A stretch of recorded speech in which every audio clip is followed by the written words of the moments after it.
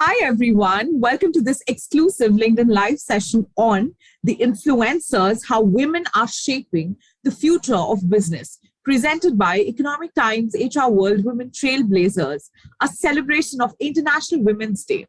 This year's theme is Leading Change, Influencing World. My name is Saumya Dubey, and I'm going to be your host and moderator for this session. I'm really glad to welcome you all to this invigorating conversation. And before we get started on that, give me a moment to introduce our esteemed panelists who've taken out time from their busy schedules to come forward and talk about something that is really creating an impact. Welcoming the first speaker, Minaxi Indra, President, UpGrad for Business. Minaxi is a customer-centric business leader with almost 2 decades of experience across customer excellence and business growth. She's a strategic thinker and believes in aligning with customers' objectives to drive mutual wins. She's motivated by scaling businesses that positively impact customers and believes in empowering teams to deliver successful outcomes. Minaxi has worked with world leaders like IBM, Cisco, SAP, LinkedIn, and Uber, and has successfully partnered with customers on mutual priorities. Currently, she's the president, UpGrad for Business, leading the corporate market for UpGrad. UpGrad, as you all know, is a preferred higher education platform for working professionals and has high-impact courses across data, tech, management, and behavioral skill domains. Welcome, Minaxi. Good to be here. Thank you so much. I'm moving to our next speaker in the spotlight, Pushkina Nautiyal, Head Marketing, Refyne India. Pushkina is one of India's youngest Chief Marketing Officer at Refyne, the country's first largest earned wage access platform. A former entrepreneur with over a decade of experience in enterprise marketing and consumer branding for tech products, Pushkina has moved in various leadership roles across several Indian startups in the mobility and fintech space. An alumna of the prestigious Lady Shri Ram College, Delhi, Pushkina is passionate about building purpose-centric brands inspired to create a social impact. In her current role, she's part of the founding team, simplifying personal finance for salaried employees, targeting financial inclusion for underbanked workforce of India. Thank you so much for joining us today, Pushkina. Pleasure to be here, Saumya. Thank you. And yes, now let's just get straight to the discussion. I know we have very little time, and I'm going to try and get answers for most of our questions with this dynamic duo. So let me start with Minaxi first. Minaxi, I'm coming to you for the first question of this session. What are the main challenges that the next generation of female leaders need to be cognizant of? And maybe you can share like top 2 or 3, something that really tops your mind at the moment. Well, thanks for that, Saumya. And first and foremost, lovely to be here back again with the ETHR team and co-paneling along with Pushkina. The topic that you've chosen is so relevant. And I would just, one thing that I would wish is for us not to have this conversation in the month of March, but a lot more throughout the year, because this is as pervasive as it gets. When you ask about the challenges, Saumya, I'll try to talk about it in 4 manners, on 4 pillars. And it's not one size that fits all. But if you think about it, over the last 20 years, what I've been observing and trying to really be an ally for, the first is really the expectations of the socio-economic strata that comes to us. And I'll explain that more in the context of India. In our home setups, in our friend circle, in our the circle of our relationships, the values that we attribute strongly to ideal daughters or good daughters in the household are that of being non-confrontational, polite, submissive to an extent. If you converse that to the values that are expected in a corporate setup, are directly opposed to this. For being successful in the corporate world, women, along with their male counterparts, need to keep pace with the workforce, speak up, share their ideas, defend their ideas, garner influence where needed. Now, if you put both of these together, it creates a dichotomy for women in the workforce. And it can really be corrected by changing what we value in the young women and in the young girls in our own households, encouraging them to share their thoughts, however non-conformist they might be from a young age.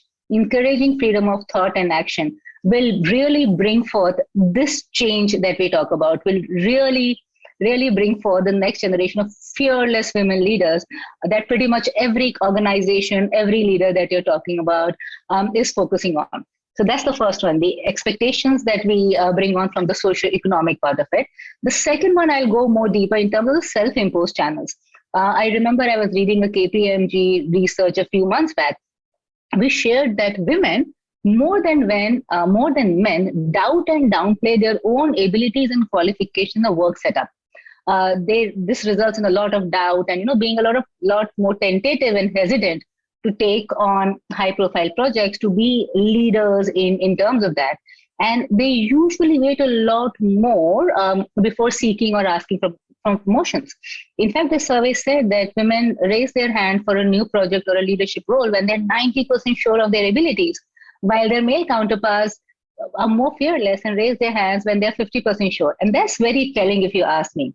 The third one that I'll talk about is more in the context of an organization that we work at. And again, I'll lead with the data point. We speak about the gender diverse workforce and we speak about a lot of good things that are happening. But the fact of the matter is that today, in the Indian context, you have about 23% of the workforce being made up by women. And if you compare that to 2 decades back, which was 42%, this was really alarming for me because while we've walked a lot more into the future, what's really happened is women have taken a step back for whatever the reasons might be. And in fact, this was a trigger for us at UpGrad for Business to build programs specifically for women employees across both data and soft skills. We call it wisdom, no pun intended, which means women in science, data, and organization management. This is really to kind of rally ourselves behind ensuring that we have a gender diverse workforce, a more inclusive and a lot more workforce that embraces diversity of thought, action, and of course, gender becomes one of those. I just bring this all together, Saumya, in terms of what's really impacted all of us in terms of the VUCA world that we are talking about. If you notice in the last year and a half, 2 years, as many of 85% of working women in India have missed out on an opportunity, a raise, or a promotion. And this is a data point that was shared by the LinkedIn Opportunity Index in 2021. That's very scary if you ask me. And if you notice, this was also a function of maybe women being the primary caregivers or nurturers having to kind of look inward into their families and with due respect to that, rather than focusing externally. And this is where I say that this allying and having a support and an ecosystem around women in the workforce, in their home lives becomes very, very important. And as and when we are able to do that, we will see a lot more women in leadership positions. We will see a lot more of the workforce being hyper-productive and a lot more contribution happening across the board. Absolutely, Minaxi. I think I couldn't agree more. And what a way to start this conversation. Thank you so much for putting out those data points, because that is something that is really alarming. But thank you for highlighting that. I'm coming to you now, Pushkina. What will your take be on this? Saumya, I think I would genuinely classify this landscape into the extrinsic factors and the intrinsic factors, right? So Minaxi really scoped it out well with vis-a-vis how what ecosystem we are being brought up and what are the cultural, socioeconomic factors that are contributing. While I definitely feel that you need a champion, and that's one of the external factors that really contribute to initiating that journey for women, especially because when you have a champion, be it at home, be it at your workplace, it can make a ton of difference as to you being able to vocalize and channelize your ambitions and aspirations as a female workforce employee. I also want to highlight a very intrinsic element, and that means that kind of is led by the whole thought of us having a certain expectation or being sometimes even complacent. I have seen a lot of women hesitate in having a say when it comes to an ecosystem that they are part of and they're actively building, right? So I feel the combination of intrinsic element where you, instead of keeping the expectation on the other side of the table, you take that charge and you actually actively vocalize and channelize those conversations while having that sort of support mechanism or a champion in the ecosystem that you are operating, both go in tandem. And I think this is the kind of ecosystem that we should be encouraging and building, be it at homes, be it at workplace, be it even in our peer circles, right? This combination of extrinsic and intrinsic elements that can really kind of help women make this conversation not just as part of the Women's Day thing, but the year throughout. Thank you for that, Pushkina. I think Minaxi's prime takeaway was wisdom, not just the word, but obviously the figuratively how we are extracting it. And now you've put it out the champion way. So let it be a champion's wisdom. For question one, I'm going to take you both to the next level of this one.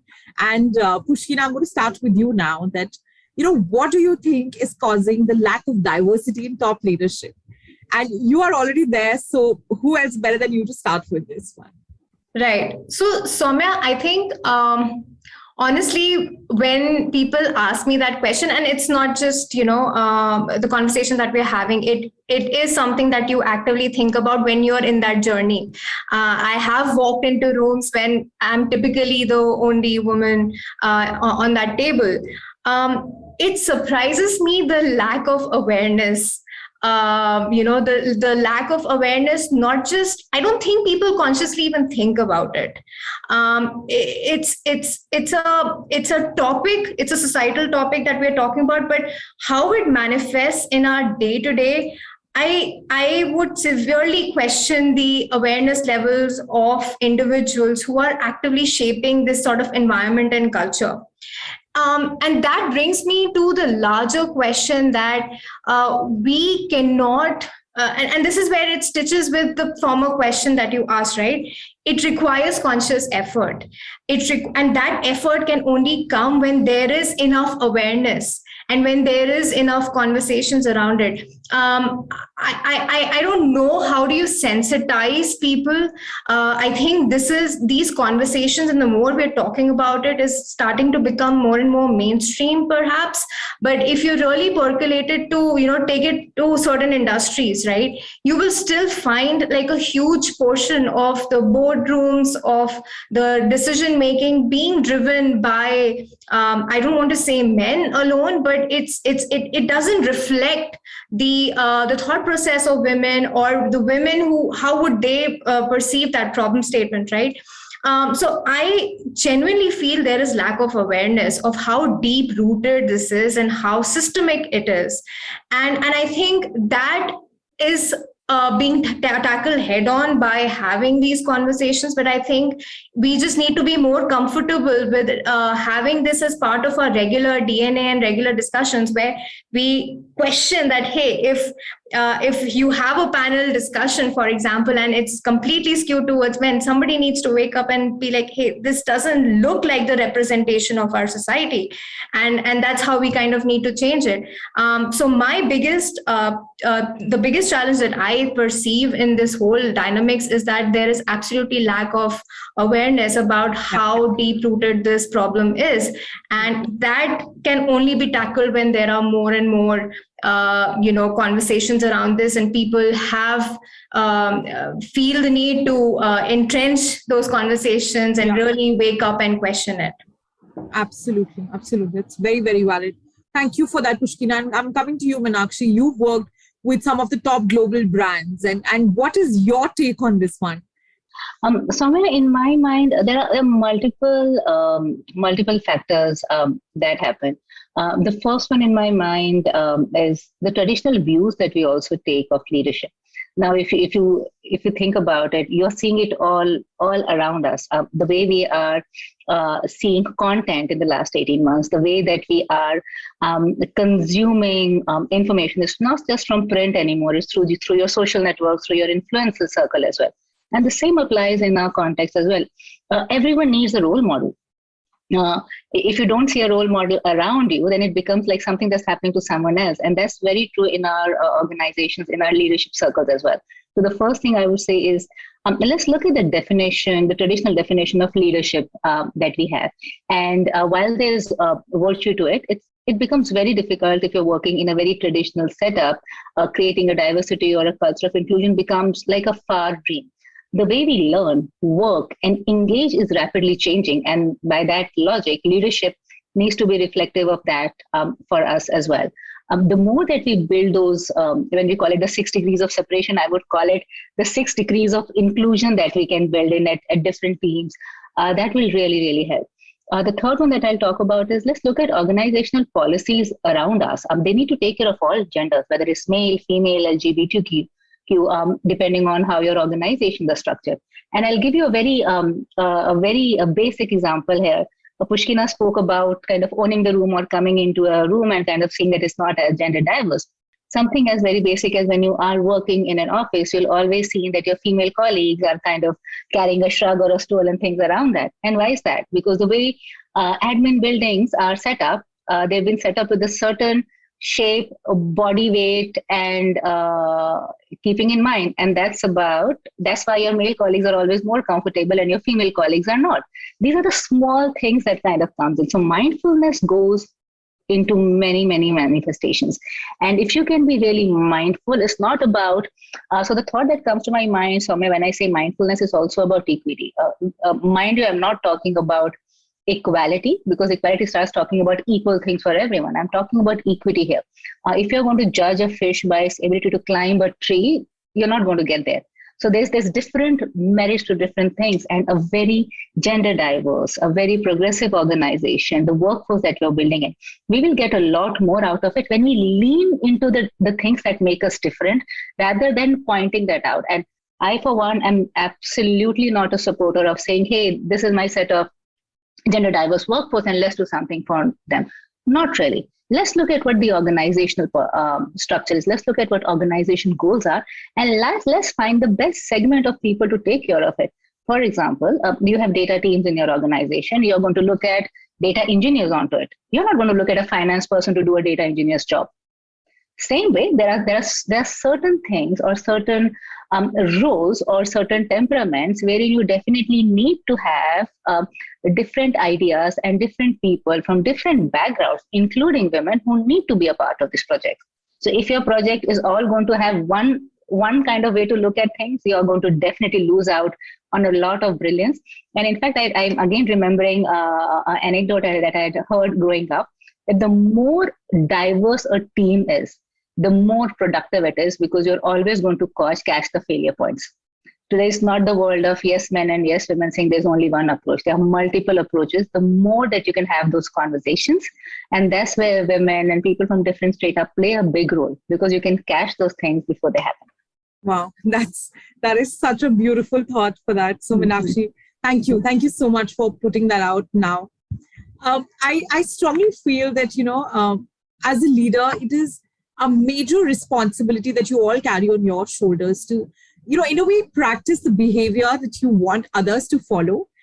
This is the era where people lead by examples. And now that really brings me, to the next question. And Minaxi, I'm going to start with you now. If you could just give out like one leadership lesson that you've learned over the years, what would it be? In a way, what is your secret sauce that you can let it out for our audience? Sure. So Saumya, I'm going to stretch the limits a bit and give you 2 if that's all right. Oh, how generous. please go ahead. So thank you for indulging me. So Saumya, the first one definitely is demonstrate by your actions the role that you want and not the role that you're currently doing. And this implies that we definitely need to be performing at a way higher level in the current role as per what the expectations are. So in a corporate setup, you have those jargons, right? Are you meeting expectations, exceeds expectations, or are you far exceeding expectations?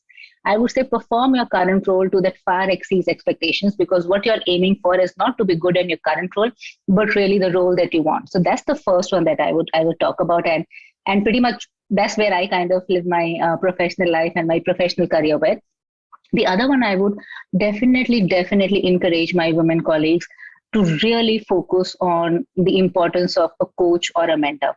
Having been a coach myself and a coachee myself, there is absolutely no substitute to it, because you need people in your professional setup, within your organization, in your social network, in your professional network, who can really advise, who have walked either that journey together, or who can guide you about the pitfalls of it. And it's a two-way street. So we always call it like pay it forward. So wherever you are in your stature, look out for younger employees or people in different teams that you can also be that advisor or a coach for.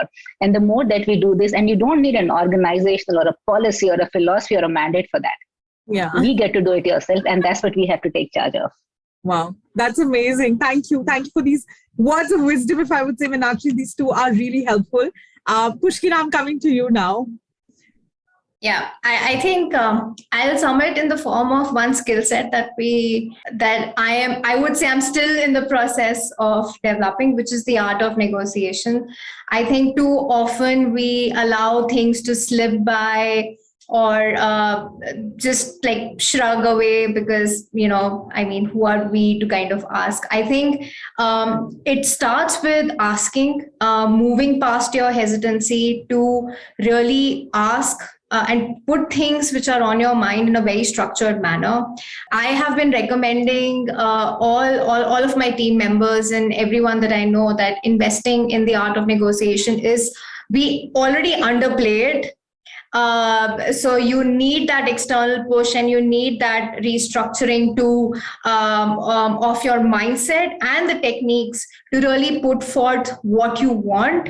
And you'll be surprised with what can come along your way. Quite often we actually don't even bother making that effort because we've already given it up in our minds, right? So the art of negotiation and asking what you want can sometimes just be that little push that is really required for you to move from here to here. So invest in the art of negotiation. That can be a game changer, truly.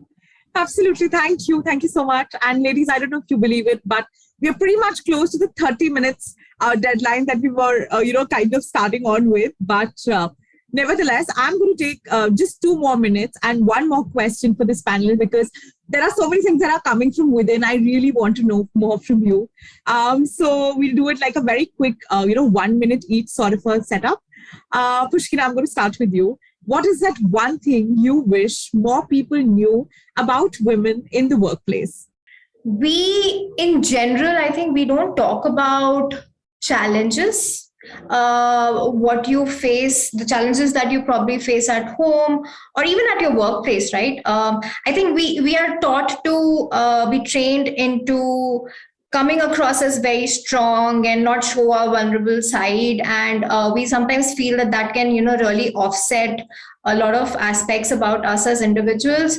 I think talking about your challenges to somebody who either, like Minaxi pointed out, having that champion either in the company or a coach, I think these are all aspects that one should talk about, because quite often we are suffering in silence and we are kind of isolated, and we feel that is, and you'll be surprised with how you will actually end up meeting people who are kind of going through the same journey or have had same challenges.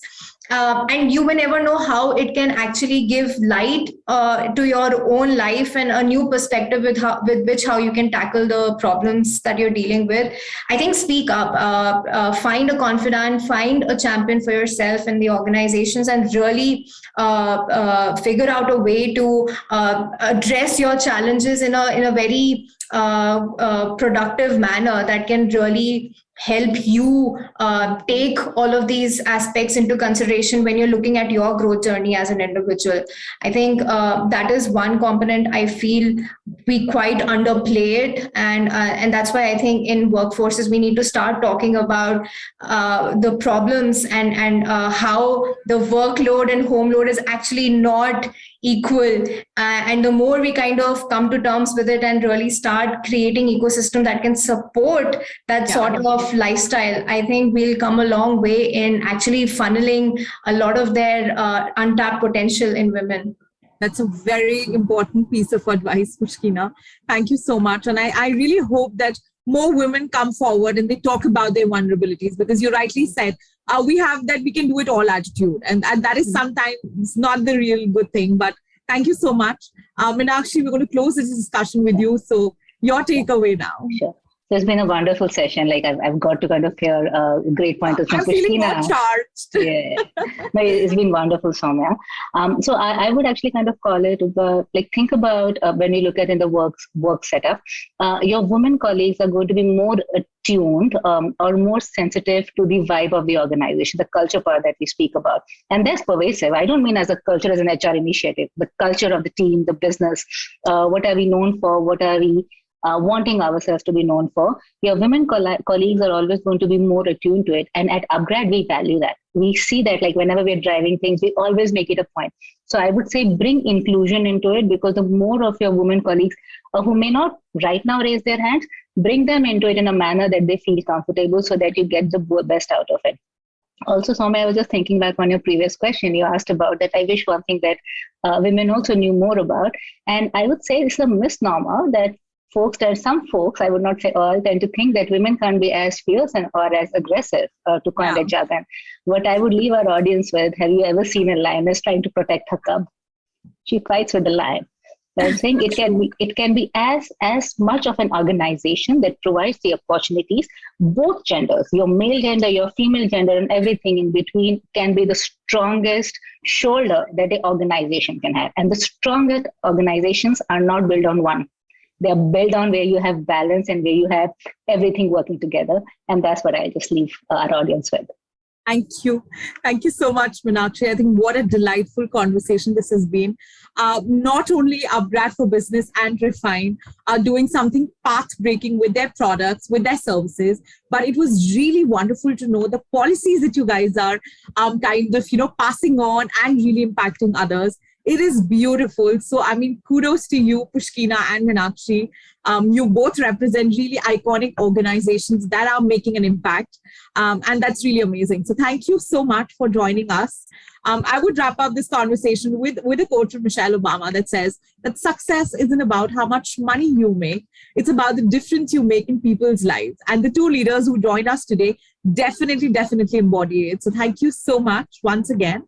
And thank you so much to our audience. It was lovely hosting you. I hope you can keep sharing your learnings with us on all our social media channels and keep enjoying the sessions that are coming. So happy International Women's Day once again. Thank you. Thank you for the session, Saumya. It was very engaging.